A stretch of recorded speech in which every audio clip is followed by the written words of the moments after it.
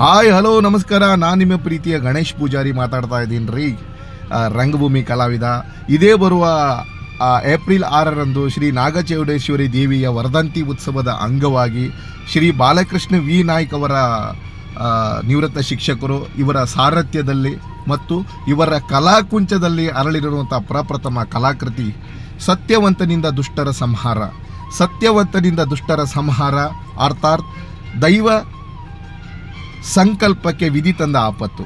ಸತ್ಯವಂತನಿಂದ ದುಷ್ಟರ ಸಂಹಾರ ಅರ್ಥಾತ್ ದೈವ ಸಂಕಲ್ಪಕ್ಕೆ ವಿಧಿ ತಂದ ಆಪತ್ತು ಎಂಬ ಸುಂದರ ಸಾಮಾಜಿಕ ಸಾಂಸಾರಿಕ ಹಾಸ್ಯಮಯ ನಾಟಕವನ್ನು ಅಭಿನಯಿಸ್ತಾ ಇದ್ದಾರೆ.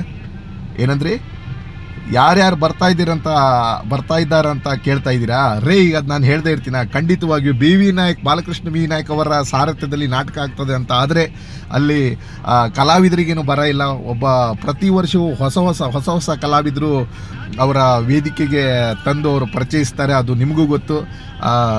ಅವರ ಒಂದು ಅದು ವಿಶೇಷತೆ ಹೇಳ್ಬೋದು. ಬಾಲಕೃಷ್ಣ ವಿ ನಾಯ್ಕ್ ಅವರ ವಿಶೇಷತೆ ಅಂತ ಹೇಳ್ಬೋದು. ಪ್ರತಿ ವರ್ಷವೂ ಹೊಸ ಹೊಸ ಕಲಾವಿದರನ್ನು ತಂದು ಪರಿಚಯಿಸುವುದು ಅವ್ರದ್ದು ಅದು ಪ್ರತೀತಿ. ಅದೇ ರೀತಿ ಈ ವರ್ಷವೂ ಕೂಡ ಅನೇಕ ಹೊಸ ಕಲಾವಿದರು ನಮ್ಮ ವೇದಿಕೆಗೆ ಬರ್ತಾ ಇದ್ದಾರೆ. ಅದರಲ್ಲಿ ವಿಶೇಷವಾಗಿ ಉತ್ತರ ಕರ್ನಾಟಕದಲ್ಲಿ ತನ್ನದೇ ಆದಂಥ ಚಾಪಿನ ಮೂಲಕ ಜನರ ಮನವನ್ನು ಸೆಳೆದಿರುವಂಥ ಒಬ್ಬ ಅದ್ಭುತ ಖಳನಟ ರೇವಣ್ಣ ಸರ್ ಅವರು ಬರ್ತಾ ಇದ್ದಾರೆ. ಹಾಗೆ ಅವರ ಜೊತೆ ಕಾಮಿಡಿ ಕಿಲಾಡಿ ಖ್ಯಾತಿಯಾದಂಥ ಸಂಕೇಶ್ ಶೆಟ್ಟಿ ಇವರು ಕೂಡ ಹಾಗೆ ಅನೇಕ ಈಗಿನ ಬರುವಂಥ ಕಲಾವಿದರಿಗೆ ಇನ್ಸ್ಪೈರ್ ಆದಂಥ ಕಲಾವಿದರು. ಅವರನ್ನು ಫಾಲೋ ಮಾಡೋರು ತುಂಬ ಕಲಾವಿದರಿದ್ದಾರೆ. ಒಂದು ಯುವಕರಲ್ಲಿ ಕಳನಟ ಹೇಗೆ ಮಾಡಬೇಕು ಅನ್ನೋ ಒಂದು ವೈಬನ್ನು ಮೂಡಿಸಿರುವಂಥ ಒಬ್ಬ ಕಲಾವಿದ. ಅವರು ಕೂಡ ಕಳನಟರಾಗಿ ಅಭಿನಯಿಸ್ತಾ ಇದ್ದಾರೆ. ಹಾಗೆ ಕಥಾನಾಯಕರಾಗಿ ಹಿಪ್ಪರ್ಗಿ ಸರ್ ಬಿಜಾಪುರದಿಂದ ಬರ್ತಾ ಇದ್ದಾರೆ. ಅವರು ಕೂಡ ಒಳ್ಳೆಯ ಉತ್ತಮ ಅದ್ಭುತವಾದಂಥ ಕಲಾವಿದರು, ಮಾತೇ ಇಲ್ಲ. ಹಾಗೆ ಉತ್ತರ ಕನ್ನಡದ ಅನೇಕ ಪ್ರಚಾರದಲ್ಲಿರುವಂಥ ಕಲಾವಿದರು, ಪ್ರತಿಭೆ ಇರುವಂಥ ಕಲಾವಿದರು ಕೂಡ ಬರ್ತಾ ಇದ್ದಾರೆ. ಅನೇಕ ಕಂಪನಿ ನಾಟಕದ ಕಲಾವಿದರು ಕೂಡ ಬರ್ತಾ ಇದ್ದಾರೆ. ಒಂದು ಅದ್ಭುತ ಪ್ರದರ್ಶನ ಅಂತ ಹೇಳಿದರೆ ತಪ್ಪಾಗಲಿಕ್ಕಿಲ್ಲ.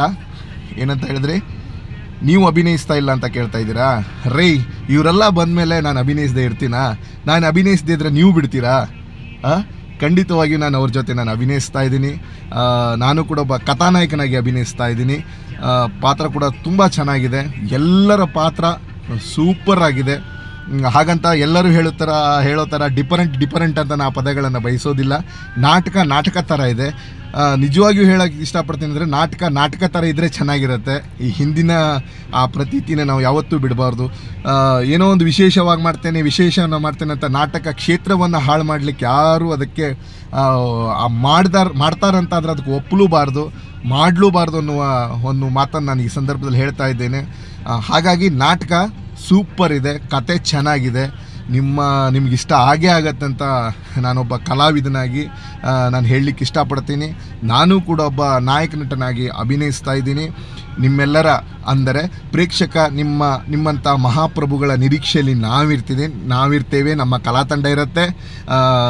ಬಂದು ಎಲ್ಲ ಕಲಾವಿದರನ್ನು ಪ್ರೋತ್ಸಾಹಿಸಿ, ಆಶೀರ್ವಾದಿಸಿ, ನಾಟಕವನ್ನು ನೋಡಿ ಹರಿಸಿ ಆಸ್ವಾದಿಸಿ ಅಂತ ಕೇಳ್ಕೊಳ್ತಾ ನನ್ನ ಮಾತನ್ನು ಮುಗಿಸ್ತೇನೆ.